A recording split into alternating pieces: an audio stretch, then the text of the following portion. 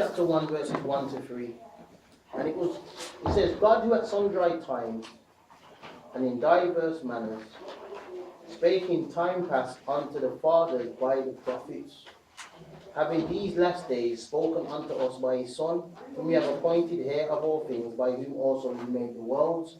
So I'm making the point that the gospel is the same yesterday, today, and forever. Moses first preached the gospel in Genesis 3:15. And when Moses preached the gospel, Christ was speaking through him, because that's what this text says. He says he spoke in the past by the fathers. And we're saying that when Moses first preached the gospel, there was a few elements in there.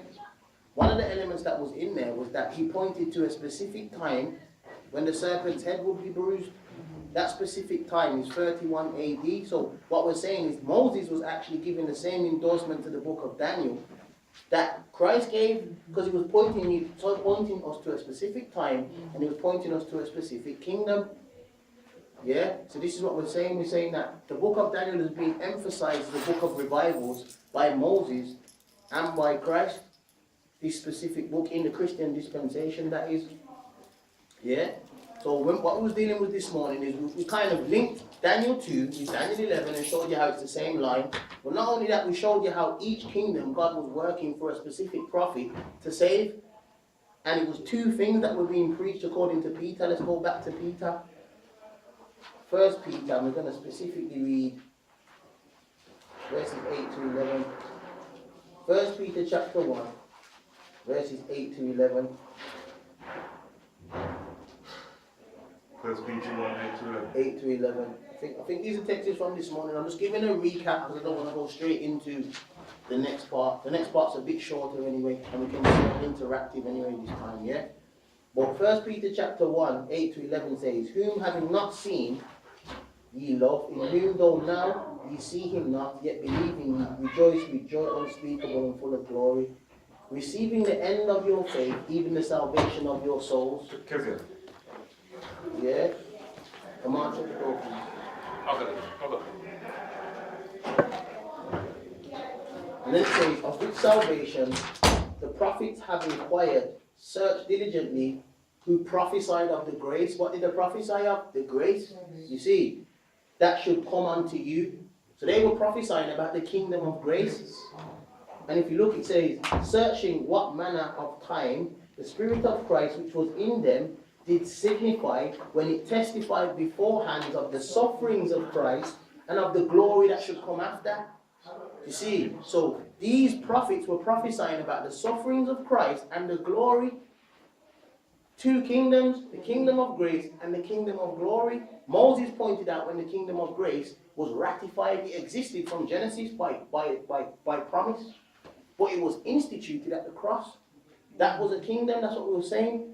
And when he came and instituted that, the kingdom that was on the earth was Rome, and that was one of the darkest kingdoms in earth's history, and Christ came to that kingdom. That's where we showed what type of king you need to be. Do you follow what I'm trying to say? Because we're looking at kingdoms of Bible prophecy and how Christ was working to save those kings. We're saying that Daniel was that person to Nebuchadnezzar. He was a king. He came from the line of Hezekiah, and he was from the line of Judah. Because Hezekiah was the king of Judah, the king of the southern tribes. We're saying that the king and the south, the north and the south existed first because of the scattering. God's people were split into 10 tribes on the north and 2 tribes on the south. So really we get that principle from God's people first. And those people had prophets coming to them. Because when you study the kingdoms of the north, they had people like Micah and Hosea. They were going to them. Then they had kingdoms of Judah. You had people like Jeremiah, and certain kings, certain prophets were sent to them too. And God did the same thing with the kingdom of Bible prophecy. Daniel was sent to Nebuchadnezzar. We said Ezra, Nehemiah, and Daniel was sent to Medo-Persia. A priest named Judas was sent to Alexander and his generals.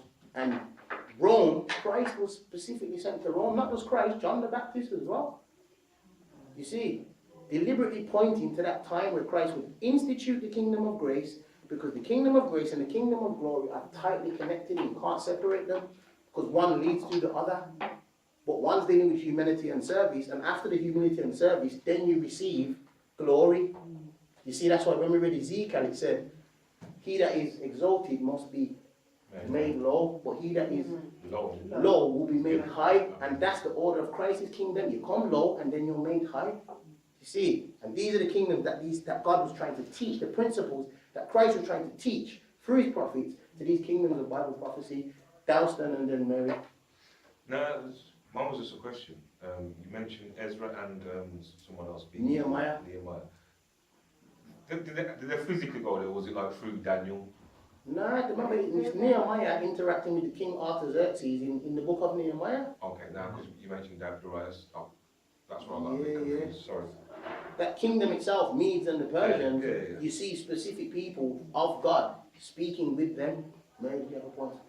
Do you know what has just come to me? Christ is a true king of the north. Oh, we're going to get there. This is in the story, but say what you're going to say. Okay. And you have, like the earthly king of the north, you have the northern tribe, king of the north, being destroyed. And then the other, those South. kingdoms take, no, I'm dealing with the south now, I'm dealing with the north. You had the northern tribe taken away, and then you had the pagan kingdoms coming up as king of the north. So you first had the king of the north, which is the 10 tribes, being destroyed, and then right at the end, Christ is coming to destroy the king of the north. Yep. Do you know what I mean? Yep. So that the true king of the north now, he was there before, and he'll be there after. You know, Amen. just... Amen. Let's work with that point. Let's go back to Daniel chapter 2. We're going to look at verses 41 to 44. Nice point to bounce off, because that's what we're actually dealing with. That's what this whole controversy is really about. If we can grasp this, when we're studying Bible prophecy, it's going to make more sense. What was the text? Sorry. We're going back to Daniel chapter 2. We're looking at verses 41 to 44. Daniel 2. Daniel So 2. is this question and answer section or? It's not really question and answer, but I don't mind input now. Oh, okay. This morning was more like a sermonized, because he's filming as well. That's the only reason why I wouldn't make it question and answer, because he's filming, you see. Yeah. I want to kind of still be Okay. able to give what I've wrote to give, if that makes sense. Yeah. But I don't want to say nobody Yeah. can't talk about I hear it. you. That's not the way we do things here, you know what I'm trying to say. We prefer kind of the, you know what I mean, the interaction really. But Daniel chapter 2, if we look at verses 41 to 44, it says, and whereas thou sawest the feet and toes, part of potter's clay and part of iron, the kingdom shall be divided, but there shall be in it of the strength of the iron. For as much as thou sawest the iron mixed with miry clay, and as the toes of the feet were part of iron and part of clay, so the kingdom shall be partly strong and partly broken. And whereas thou sawest iron mixed with miry clay, they shall mingle themselves with the seed of men, but they shall not cleave one to another, even as iron is not mixed with clay. And in the days of these kings shall the God of heaven set up a kingdom, which shall never be destroyed. And the kingdom shall not be left to other people, which shall break in pieces and consume all these kingdoms, and it shall stand forever. So you see, God showed Nebuchadnezzar 4 mortal kingdoms and a 5th immortal kingdom. You see, and that 5th immortal kingdom is the kingdom of glory. But in order for him to enter into that kingdom, he's got to accept the principles that Daniel was teaching him as a servant. Because Daniel came as a king of the south, linked with Hezekiah, to teach him how my king operates. My king's Christ, and I've come to teach you how my king operates. And I'm going to show you how my king operates by the way I'm living. By the way I'm living. Exactly, you see. And this is what's going on with these prophets, because it says God spake by these people. So when they're speaking, it says they're speaking about the sufferings of Christ and the glory, but they're not just speaking about it, they're showing the principles of Christ's kingdom.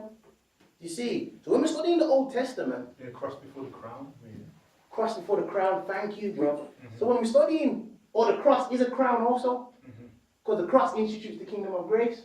So when we're studying the Old Testament, one of the keys that helps us is to understand Christ's mission. Christ's mission is as a prophet, a priest, and a king. In the Old Testament, it's mostly prophets teaching us about the kingdom of grace. So they're types of Christ. This is how you see Christ in the Old Testament. You've got to look at them because he's there, but he's not there like in the flesh. You see? So this is why typology is so important. And this is why when we say things about prophets, like, you know, give or take what that prophet says, if you notice, every time God sent a prophet and Israel didn't listen, they was in trouble. Because God spake by them before. You see? And So- go to Amos. Surely the Lord will God- do nothing until he has revealed it to his servants. His servants, the prophets. Notice, his servants, the prophets. Servants, key word. Yeah, so they're serving him. So he showed Nebuchadnezzar this kingdom. Yeah, this is what he showed Nebuchadnezzar. He says in the days of these kings, let's go to Revelation chapter 17, verse 12. It gives us who these kings are in the Bible. Revelation chapter 17, verse 12. Now we're looking at this. And he's talking about these kings. Are we there? Revelation 17, verse 12.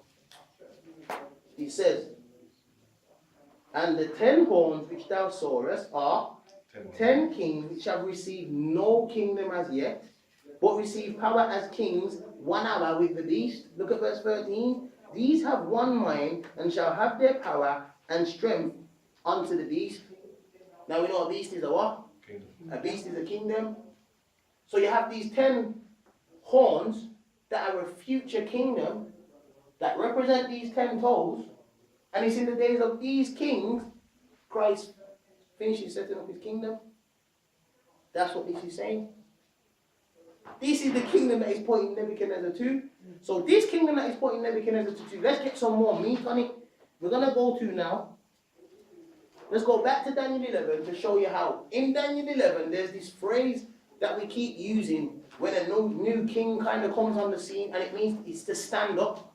When you see this phrase, it's linked to the new king coming on the scene. It's got other meanings as well, like a close of probation or a judgment. But in Daniel 11, it's particularly linked with a new king coming on the scene. So let's just look at a few of those texts. Daniel chapter 11, verse 2.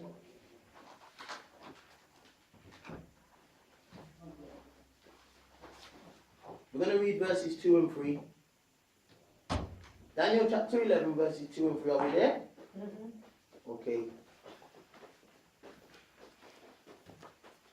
Verses 2 says, and now will I shew thee the truth. Behold, there shall what? Stand up yet 3 kings in Persia. You see that?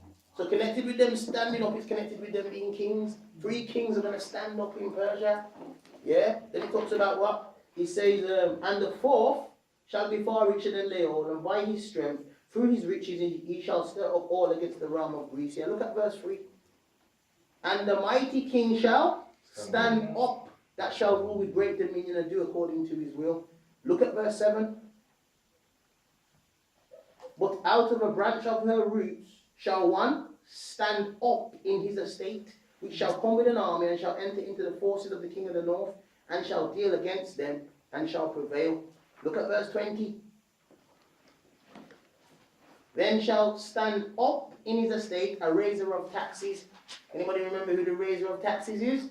Tiberius Caesar. Caesar Augustus. Oh, sorry. Caesar Augustus. Yeah? So we're just saying, you see this stand up. So now let's jump down to Daniel chapter 12, verse 1. Yeah? It's just something that we see in Daniel 11. Kings standing up, standing up, standing up.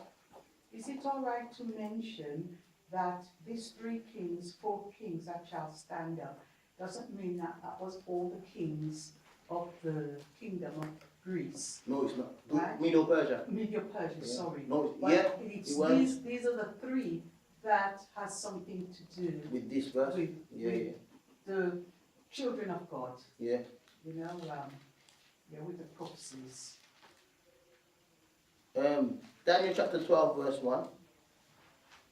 He says, and at that time shall Michael stand up, the great prince which standeth for the children of thy people, and there shall be a time of trouble, such as never was since there was a nation, even to that same time. And at that time thy people shall be delivered, everyone that shall be found written in the book. Now this scripture here, Daniel 12, is parallel to Daniel 2, verse 44. The Daniel 2, where it talks about in the days of these kings shall the God of heaven set up a kingdom. The parallel verse in Daniel, it's in Daniel 12, not Daniel 11, is when Michael stands up. Because when Michael stands up, what happens? That's it.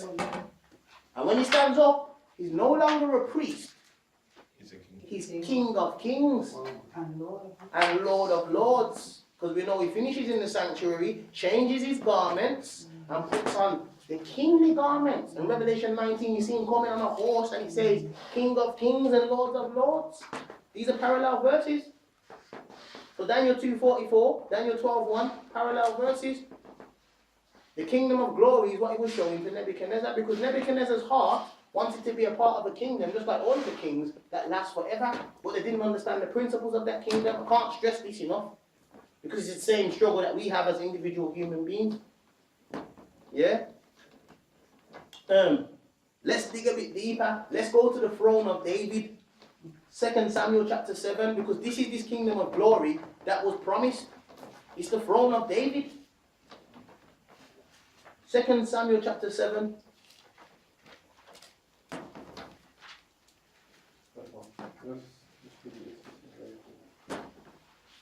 Second Samuel chapter 7.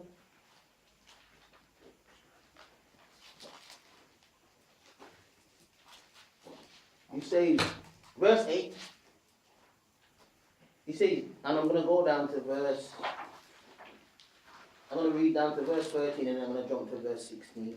He says, now therefore, so shalt thou say unto my servant David, thus saith the Lord of hosts, I took thee from the sheepcote, from following the sheep, to be ruler over my people, over Israel. There's another principle in here, I can't go past it. Before he became a king, what was he? Shepherd. You see the same principle there? He was looking after the sheep. Let's bring out some symbolism. Who did he slew? A lion. Babylon and a bird. And a bear. Middle version. And then he had to slew who? Lion. Goliath. I'll leave that one for you to look at. Ah, but the thing is, Leave time for people to study. okay. What are you going to say to me? What are you going to say then? Come on then, Dalston. I'm sure his armor and his spear were made of brass. Okay. So how do people find that? Brass and iron? Iron and brass. Iron and brass. But even if that wasn't the case, even if that wasn't the case, what I'm saying to you is, he had a big test after Babylon and Medo Persia. And the big test comes with who? Rome. Rome. So, Rome. Even if you couldn't prove what you just said, yeah. you follow what I'm trying to say? Because he's got one and he's got other. You see? But then you miss out Greece. No, because like he said, if you're Or going to with link the the brass. Greece, you'd link it with the brass. With But the brass.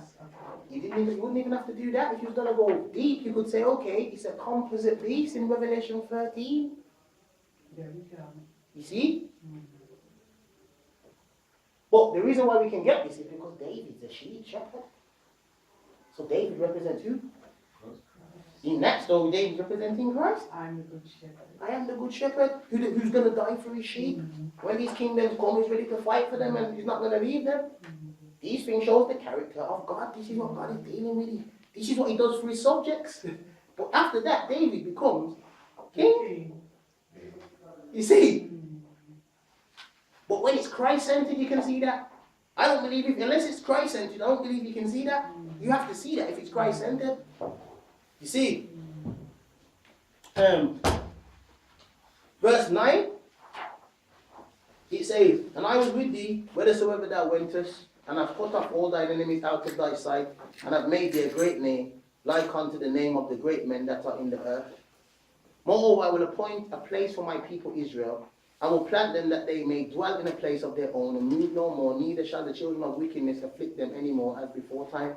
And as since the time that I commanded judges, verse 11, I'm sorry, if anyone don't know.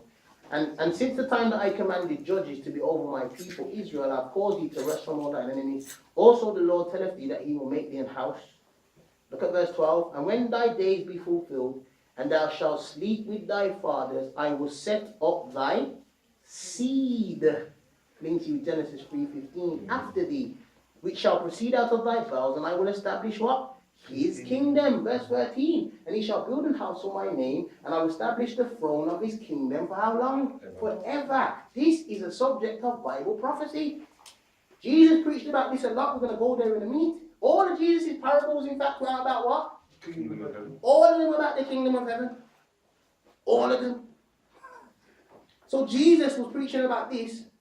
What that message, what he gave to Daniel, through Daniel, from the start, from when he gave it to Moses in Genesis 3:15, it's always been about the kingdom. So, just very So Daniel 2 is a parable. Yes, it is. So, Jesus teaching in parables is no different to what the prophets saw, because a parable is something portrayed with the use of images and types. And so every prophecy is a parable, really. And every prophet is a parable. Yeah. A living parable. A living parable. Yes, then. From 10 to 13, man, I can see, obviously, heaven. Says, moreover, I will appoint a place for my people Israel. I will go and build thee a mansion if it wasn't, Okay. I wouldn't told so. I just see heaven here, man, in those 4 verses. Well, it has to be, because the throne of glory is dealing with heaven. When you've got the crown, but as he said it, after the cross is crown of glory. So I want to read a principle. This is a very big key that helped me anyway. We was already doing it, but one of our good friends came to study that here, and he kind of pointed at the quote, and I was like, wow, we're already doing that. He said to us we was doing that in the study. Education 190, paragraph 2. So when you're looking at the prophecy, this is what you're supposed to be looking for. It's telling you what you're supposed to be looking for. And if you don't see this, with all due respect, it's milk. All you've done is understood the history. You can't see what God's doing. So it's milk, which is why in the churches today, what do? We kind of think that we know those things already and we don't need to look at them. You see? But you don't get the different religious experience from understanding just the history and not understanding what is in the history, what does God mean by giving the history, if that makes sense. Can I just say before you read the quote, so based upon what you're saying, you don't understand Daniel 2 because you get that it's Babylon, Medo, Persia, Greece and all. If that's all you see, that's not what's going to change yet. You have to see Jesus in it. You have to see Jesus in it. Remember the quote I read this morning, it was Daniel in Revelation in connection with behold the Lamb. So by God's grace, what I was trying to do this morning was make you see the Lamb and what he was doing through them kingdoms. Trying to establish the principles of his kingdom. And he's always preaching about the principles of his kingdom, which we're going to see in a minute. This quote says, the Bible is its own expositor. Can I just give me the reference? Oh, sorry. Education 190, paragraph 2. 192. 190, paragraph 2. 190. 190. 190, paragraph 2, yeah. It says, the Bible is its own expositor. Scripture must be compared with Scripture. The student should learn to view the Word of God as a whole, and to see the relation of its parts. What does that mean? It's not separated. You have to view it as a whole. And it works together. It's always connected. So don't try and put the love of God over there, the prophecy over there, and the health up there. It all works together. Yeah? He should gain the knowledge of its grand central theme. I'm going to say to you that one thing that I've realized in my studies, the grand central theme is, you already know the grand central theme, but the way I understand it now is the kingdom of grace and the kingdom of glory. That's why when Christ came, that's what he was talking about. The restoration. Yeah. Restoration of the kingdom of glory. You can say it in different ways, but how I'm linking it with Bible prophecy is kingdoms, principles of the kingdoms, and Christ came and he spoke about the kingdom of grace and the kingdom of glory. This is like, because we have, go on, sorry, Marcus. Yeah, because we have to be restored to be, the full restoration will be when we're there. It will be mental and spiritual. The physical, the total physical restoration is when it's kingdom of glory. Exactly. It's like, for by grace are you saved through faith. And so, unless you experience the kingdom of grace, you can't enter into the kingdom of glory. And that's, Christ was always preaching the two of them together, but the order what he gave was always grace then glory, grace then glory. The kings of the earth see glory, glory, glory. They don't see no grace, they don't see no humility, they don't see no service. You see? That's humanity as well. Yeah, it's humanity. It's our heart. It's how our hearts naturally are. We just see glory. Give you a perfect illustration. You go to work. Somebody wants to rise up the ladder at work. They don't care what they do to anybody else. They'll step on anybody to get there. Why? Glory. All that matters is glory. It doesn't matter about the principles I take to get to where I'm going. All that matters is I get in the position I want to get into. It's like sport, it's all about the glory. I want to be the best, Yeah. So, where was we? Central theme of God's original purpose for the world, of the rise of the great controversy, and of the work of redemption. he should understand the nature of the two principles that are contending for supremacy, and should learn to trace their working through the records of history and prophecy to the great consummation. He should see how this controversy enters into every phase of human experience, how in every act of life he himself reveals the one or the other of the two antagonistic motives, and how whether he will or not, he's even now deciding upon which state of the controversy he will be found. So, this is what we're going to do. Let's go and trace it from the beginning. Let's go to Isaiah 14. I don't know if you've got time to go through this, but Just see how the yeah, Spirit see how the Spirit leads. Let's go to Isaiah 14, because this is a key text for What, me. you're drilling down into the two principles? I'm going into the two principles, but this is a key text for me to understand the kingdoms of Bible prophecy. Well, this is the origin of sin, isn't it? Yes, the origin of sin, but the origin of sin was over the throne. It was a war over the throne. We're going to see that. Isaiah 14, we know the text, 12 to 14. Here's the fake king. We're going to go to the real king, what Mary was on about in a minute. Isaiah 14, 12 to 14, it says, how art thou fallen from heaven, O Lucifer, son of the morning? How art thou put down to the ground, which didst weaken the nations? For thou hast said in thine heart, I will ascend into heaven. Where did he say it? He said it in thine heart. Oh, sorry. I will exalt my throne. So does that mean he's got a kingdom or a king? Yes. Above the stars of God, I will sit also upon the mount of the congregation. So where does he want to sit? He wants to have a kingdom with him sitting upon the throne and him sitting upon the mount of the congregation. That's a church and state kingdom. Explain that a bit more. Yeah. Congregation, where does a congregation happen? In a religious place. Throne and a kingdom is usually connected with a civil place. So this was his plan from the beginning. That's why every time you read Daniel and you get to the fourth kingdom, you notice it goes right to the end. You read Daniel 2, it talks about the fourth kingdom and then says, a stone's going to hit it. Yeah. You read Daniel 7 and you see him just come to his end and then the kingdom's given to the saints. You read Daniel 8, the same thing happens, 2,300 days, a stone comes and breaks it without hand.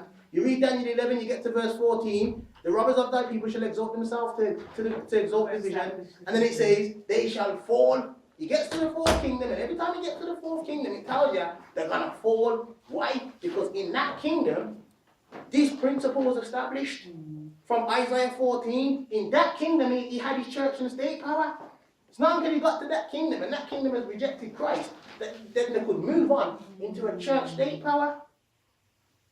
You see? Because this is what he wanted from the start, a church state power. Now let's go look at the real king, Psalm 48. Psalm 48. Yeah.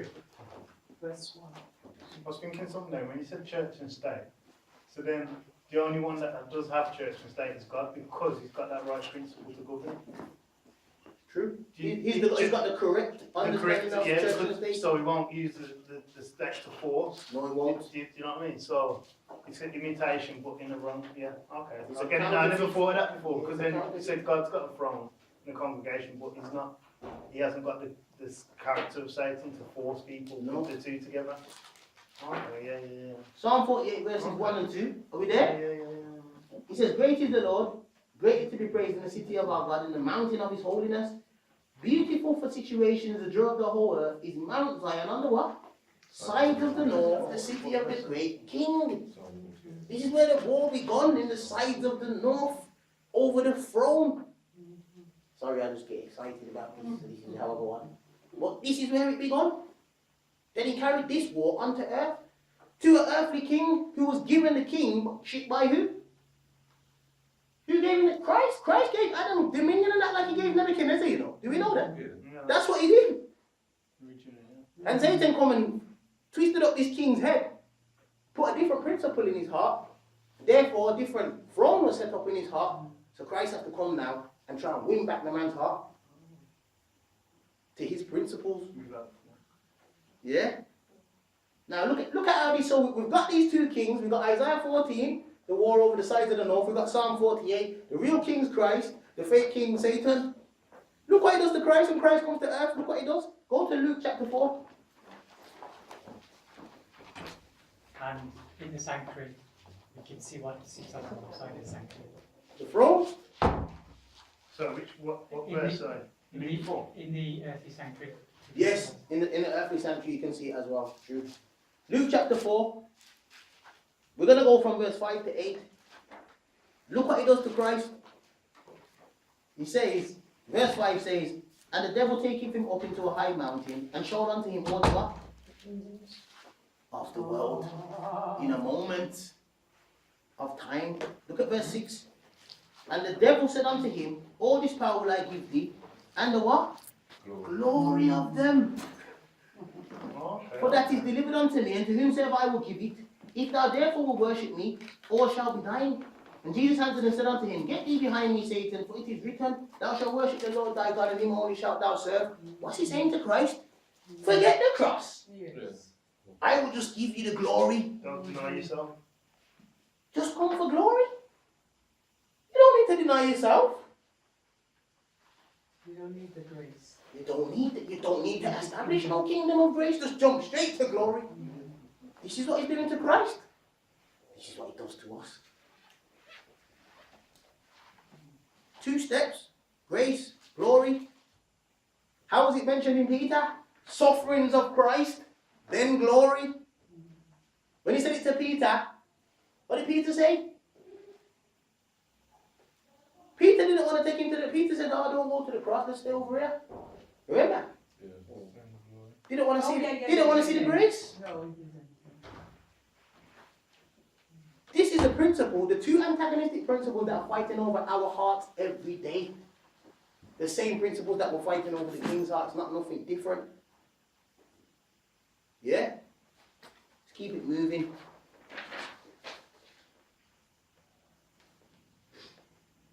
Turn to Matthew chapter 20. So you're saying the 2 principles are humility and pride, or? Yeah, the 2 principles are, that's how you would name them.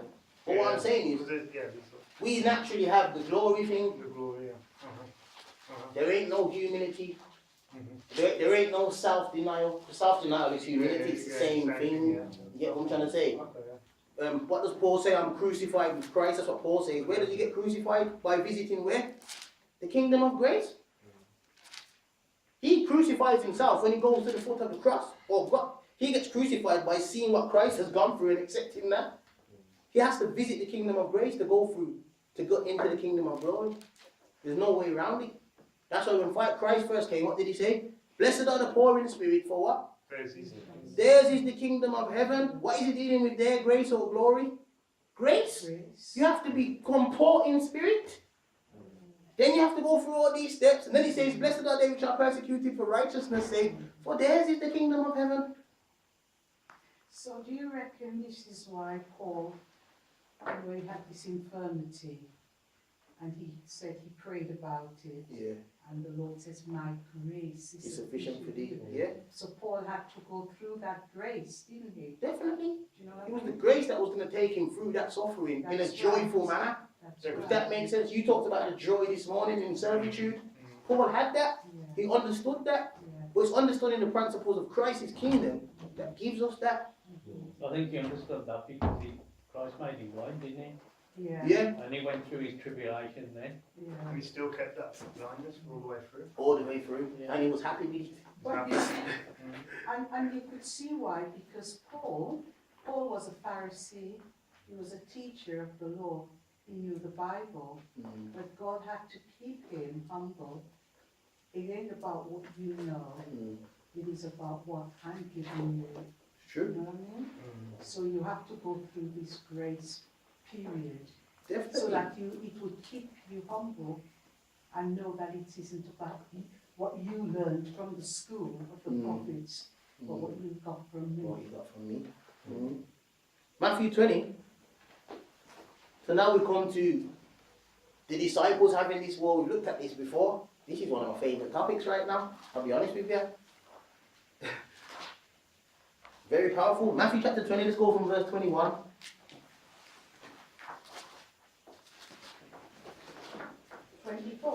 Now we're going to go from 20, verse 21. Matthew 20, 21. Matthew chapter 20 from verse 21. Sorry, I Oh. said that. I got mixed up. Sorry. So he says, and he said unto her, what wilt thou? She saith unto him, Grant that these my two sons may sit, the one on the right hand and the other on the left, in thy kingdom. This is talking about the future kingdom. They're trying to ask for it for their kids, now. But Jesus answered and said, ye know not what ye ask. This is what you said is coming in Mary. Look what he says. Are you able to drink of the cup that I shall drink of? And be baptized with the baptism that I am baptized with? They say unto him, we are able. Now we know what happened to John, and we know what happened to James. James got killed. John got boiled in oil and sent to Patmos. Did they drink of the cup? Not the same cup as Christ, because Christ was everyone's sins, and it was the 7 last plagues technically. That's what he was drinking, because he was drinking the punishment for sin. But they followed the same journey. The suffering on earth, and they're going through certain things. They went through the same things. So that's why Christ says, okay, you want to be on the right and the left in the kingdom of glory. Guess what? He tells them, you have to go through this first. Can you go through my baptism, and can you drink my cup? Look how he carries on. And he said, no, he said that. Verse 24. And when the 10 heard, no way, I just got a revelation. There's 2 here, and there's 10. Which kingdom had 10? Which kingdom had 2? It's kicking off big time. 2 is the tribes of Judah. If you follow my reasoning, if you're with me, say amen. And 10 is the king of the north. Let's see if the spirit of the king of the north takes over these 10. And when the 10 heard it, they were moved with indignation against their 2 brethren. But Jesus called them unto him and said, ye know that the princes of the Gentiles exercise what? Dominion over them. And they that are great exercise authority upon them. But it shall not be so among you. But whosoever be great among you, let him be your. And whosoever will be chief among you, let him be your servant. Even as the Son of Man came not to be ministered unto, but to minister and to give his life a ransom for many. So you see, they come and ask about the kingdom of glory, the mom for the 2. The 10 get upset. You know that controversy started up again. They're all vexed about who's going to sit where and who's going to be the greatest. What does Christ have to tell them? The same thing he told Nebuchadnezzar. The same thing he's teaching in the parables. The Gentiles exercise dominion over people. We don't do that. But didn't Jesus say something to them about John the Baptist? He says that John was the greatest man born of woman, but yet is the least in the kingdom of heaven. So they should have took that on board, that what they're doing here, you shouldn't be doing. Because John, who's my forerunner, did what he did, but he will get to heaven, but he's the least in heaven. You know what I mean? So you fighting over the heavenly things. I would say this, Vince. That's all good theoretically, but put yourself where they were. Oh yeah, because they were around Christ. No, it's not even that. I think if they believed, which they did, Christ was sitting at the kingdom of glory. Why do you think Christ preached so many times about the kingdom? Because there was a wrong view of it when he came. They actually believed still, he must be setting up his kingdom soon. He must be. All they could see was glory. They couldn't see no grace. So even though Christ is saying this to them over and over again, I'm trying to put myself where they were. I'm thinking, you know what?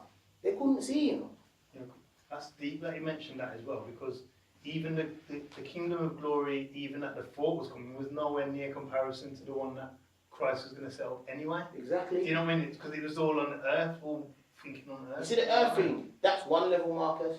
But the kingdom of grace and glory are 2 different things in terms of character. Christ is a judge in the kingdom of glory. He said, I came not to condemn in the kingdom of grace. So in the time period of grace, he's not condemning. When he comes in glory, he's coming to destroy, he's coming to... So when they're looking at who he is and his character, how are they supposed to get it? How can you mix them 2? You can't. But it's just that's the thing that can be done for us though, in this thinking, this earthly level. All there was just real short, minimal goals. Oh yeah, just overcome the Romans and we'll rule the world. There you go. Do you understand what I mean? There you go. Just overcome the Romans and then that's it, we're sorted. Could it also have been because they're looking at the God of the Old Testament, and this God is a fearful God, although a loving God, he's also fearful and he's also a judgment God. Yeah? So when Christ comes with a meekness, and that meekness they never saw, they should have done, but and this is the whole reason why they couldn't, God had to give them the other covenant.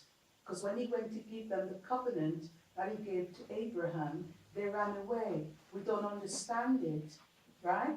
Which is the Ten Commandments. When God came to give them the Ten Commandments on the mountain, what did they say? Moses, you be our mediator. We don't understand, because they didn't understand God. And they just saw, they probably saw a vengeful God, if you know what I mean. A fear, you know what I mean? So when Christ comes, they cannot recognize the kingdom of grace, because all they're looking for is glory, something that would just establish them all the time. You know? I think to Wait. I don't know if I made myself clear. Yeah, and it brings it because you get a window into the two kingdoms at the cross. Do you know what I mean? The character of God's perfectly revealed, but the kingdom of glory and the kingdom of grace, you like what you're saying today, is the window into both of them. So to get a right understanding of both, you have to really, as you said, go through the cross first. It gives you that picture as well. Yeah? Well, You're seeing that from what you're saying with the character as well. And I agree with what both, but I think they couldn't see the cross, because don't forget, when they called for a king, which was earthly, don't forget they looked upon the physical, as it rightly says. So when David came on the scene, because don't forget Christ came through the seed of David, they look upon the glory of David and what he had. You know what I mean? So they're not going to look for a heavenly now. They're looking for everything earthly. So when Jesus came through the seed of David, and they saw David and knew what his life was throughout the Torah. You know what I mean? They are not looking now for something heavenly.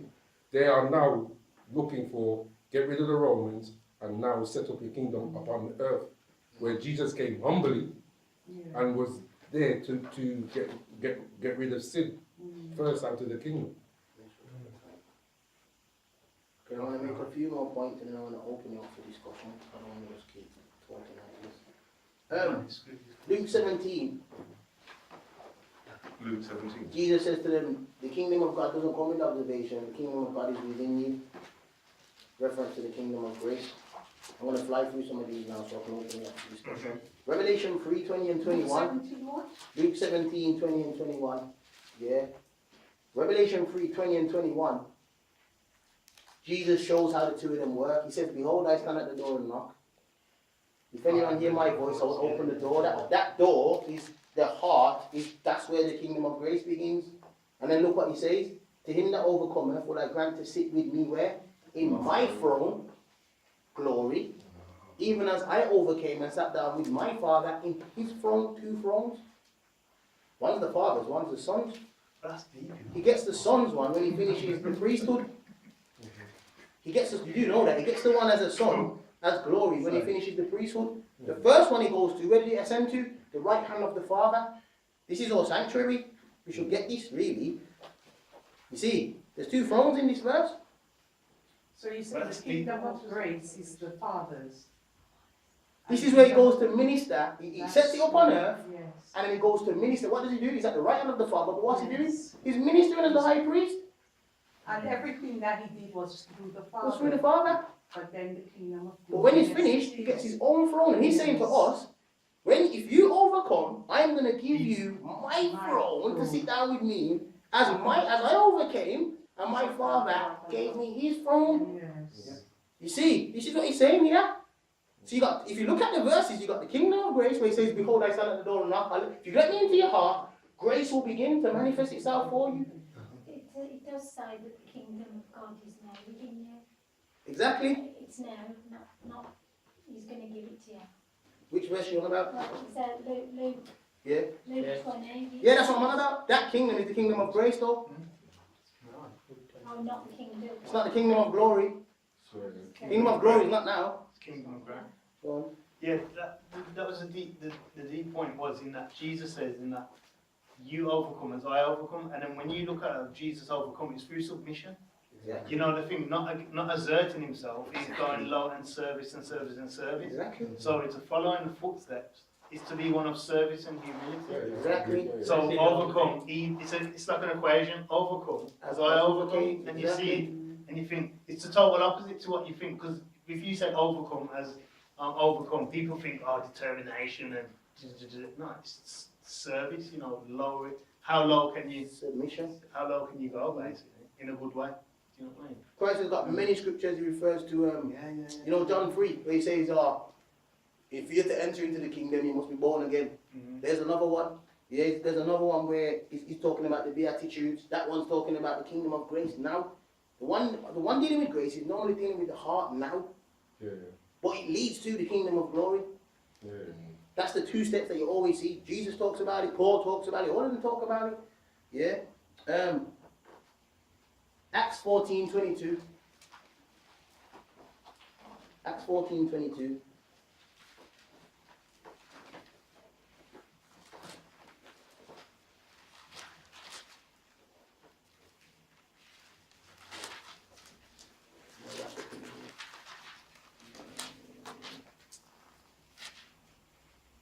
You there? He says, confirming the souls of the disciples and exhorting them to continue in the faith, and that we must through what? Enter into where? To the kingdom of God. Yeah? So, just to round up and open it up for like discussion. That kingdom, when they asked for a king, and Saul failed, David was the man after God's own heart. And he got a promise of the seed, and he got a promise that there was going to be a kingdom that was going to be set up forever. From the Old Testament. Genesis 3:15 talks about that kingdom beginning through grace. Yeah? And Daniel preached that to Nebuchadnezzar when he says, in the days of these kings, I'm going to set up a kingdom. He showed them the kingdom of glory. Because that was the kingdom that in Nebuchadnezzar's heart he wanted to be a part of. An everlasting kingdom, which is why in chapter 2 he tries to make the whole statue. Chapter 3 tries to make the whole statue of gold. To try and say, my kingdom's going to last forever.